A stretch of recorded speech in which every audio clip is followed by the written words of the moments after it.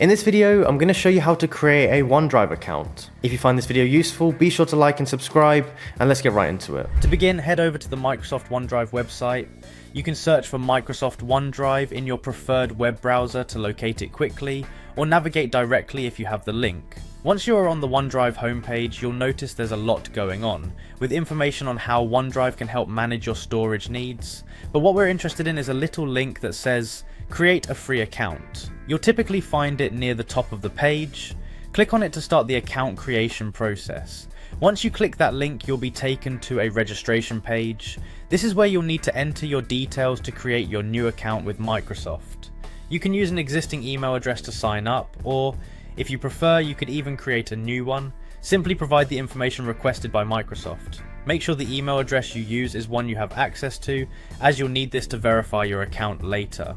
Now, as you enter your personal information, it's also a good time to think about setting a strong password.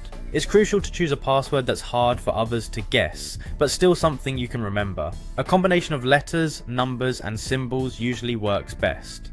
Microsoft also sometimes offers security tips right there on the page to help you create a secure password. After submitting your information, Microsoft will send a verification code to your email.